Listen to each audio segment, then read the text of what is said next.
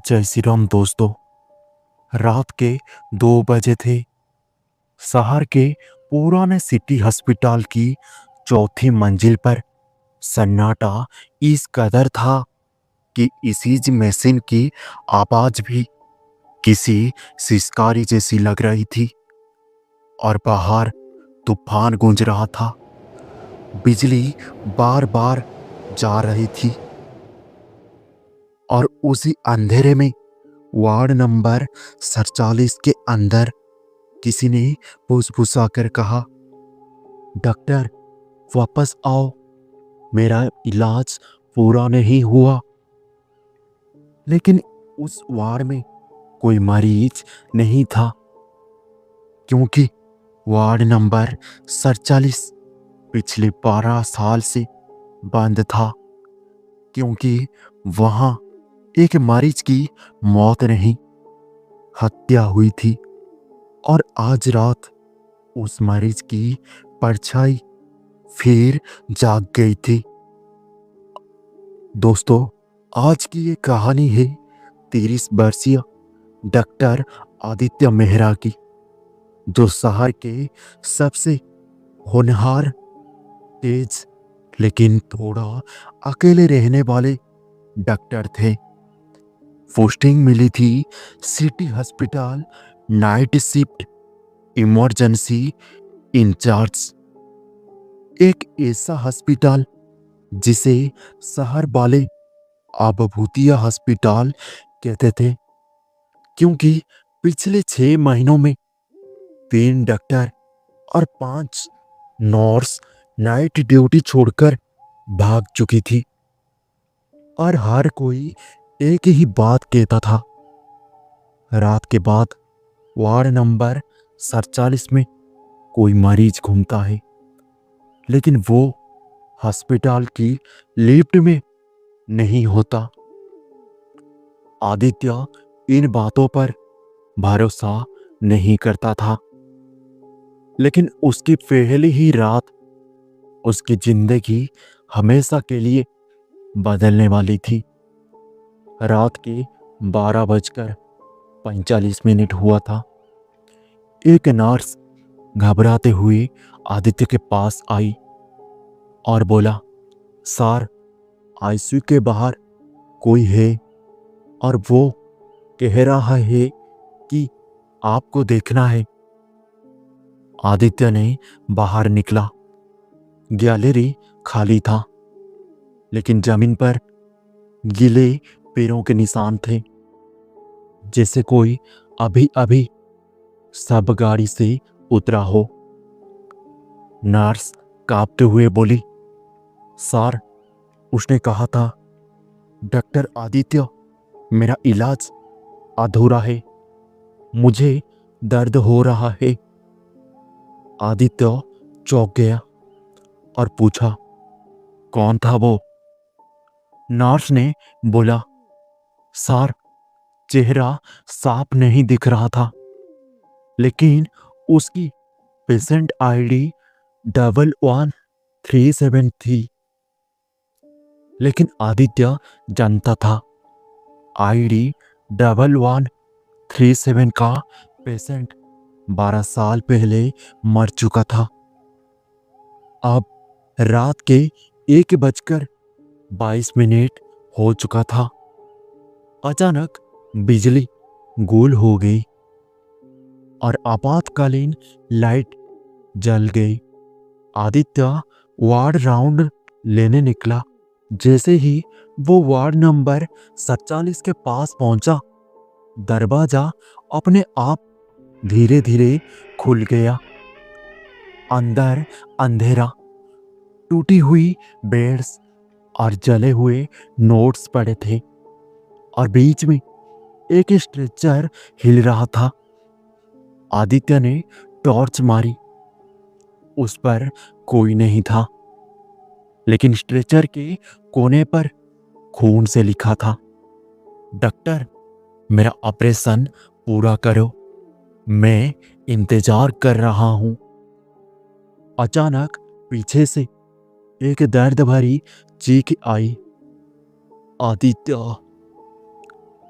जब उसने मुड़कर देखा तो कोई नहीं था, लेकिन उसकी गर्दन के पीछे ठंडी सांसों का एहसास था। अगली सुबह आदित्य को रिकॉर्ड रूम से एक पुरानी फाइल मिली जिस पर लिखा था पेशेंट आईडी 1137 और उसके ऊपर उसका नाम संजीव अवस्थी। एक दुर्लभ बीमारी का केस था, मरने वाला नहीं था, लेकिन ऑपरेशन देते समय एक मेडिकल गलती हुई या शायद जानबूझकर की गई। और फाइल में लिखा था किसी ने ऑपरेशन थिएटर का ऑक्सीजन सप्लाई काट दिया था और संजीव तड़प तड़प कर मर गया।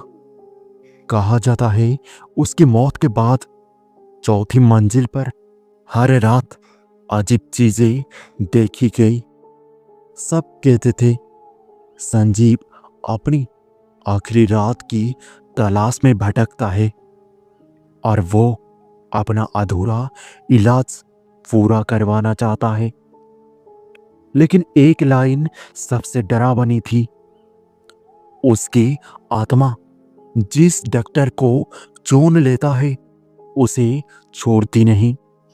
और फाइल में लाल स्याही में लिखा था अगला नाम आदित्य मेहरा। अब रात के 2:11 हो चुका था। अचानक इंटरकॉम बजा। डॉक्टर, ओटी में आइए, मैं तैयार हूं। आदित्य बोला, कौन बोल रहा हो? एक टूटी आवाज आई, आप ही ने वादा किया था मेरा ऑपरेशन पूरा करेंगे। आवाज आते ही अस्पताल की सभी टीवी स्क्रीन पर एक ही दृश्य दिखने लगा। वार्ड नंबर 47 में एक मरीज खड़ा था, चेहरा टेढ़ा, आंखें काली, पेट पर गहरा कट और ऑपरेशन गाउन से खून टपक रहा था। उसने स्क्रीन के अंदर से कहा, तुमने मुझे मरने दिया था, अब तुम मेरा इलाज पूरे करके दोगे। और सभी स्क्रीन फट गई। आदित्य ने जांच की तो पता चला 12 साल पहले ऑपरेशन में गलती उसने नहीं की थी। वास्तव में गलती की थी senior surgeon doctor Krishna Mathur ने, जो आज भी उसी हॉस्पिटल में थे। लेकिन उन्होंने सारा दोष अपने जूनियर एक नए डॉक्टर पर डाल दिया था, और वो जूनियर था आदित्य का पिता। और संजीव की मौत आदित्य के पिता की बदनामी से जुड़ी थी, इसीलिए आत्मा आदित्य को पहचान रही थी। संजीव उस रात मरा नहीं था, वो आधे घंटे तक जिंदा था और उसने आखिरी बार आदित्य के पिता का हाथ पकड़ा था और वो कह रहा था, डॉक्टर मुझे मत छोड़िए। लेकिन अस्पताल के कर्मचारी ने उसे बचाने नहीं दिया। संजीव की आत्मा को यह गलतफहमी थी कि आदित्य और उसके पिता ने उसे मरने दिया था, और अब वो बदला नहीं ले रही थी, वो सच्चाई चाहती थी। उस रात अचानक पूरे अस्पताल में कोड रेड बजा और वार्ड नंबर 47 का दरवाजा अपने आप बंद हो गया। अंदर अंधेरा था।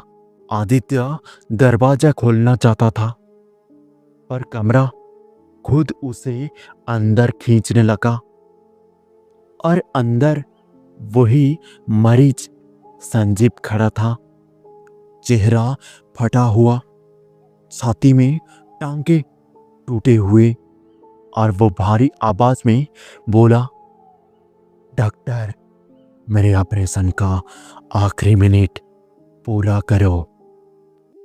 और कमरा ठंडा हो गया, लाइट चमकने लगी, सारे मेडिकल उपकरण हवा में तैर रहे थे। आदित्य चिल्लाया, संजीव, सच ये है कि तुमको मेरे पिता ने नहीं मारा, तुम्हें सीनियर डॉक्टर ने धोखा दिया था। संजीव की आत्मा चीखने लगी, ये झूठ है। आदित्य ने उसकी मौत की रिपोर्ट उसके सामने फेंक दी और साथ में दिखाया कौन असली गुनाहगार था। और धीरे धीरे आत्मा के हाथ कांपने लगी, उसकी आंखों से खून की जगह पानी बहने लगा और वो रोने लगा, मैं गलत था, मेरा गुस्सा बेगुनाह पर गिरा।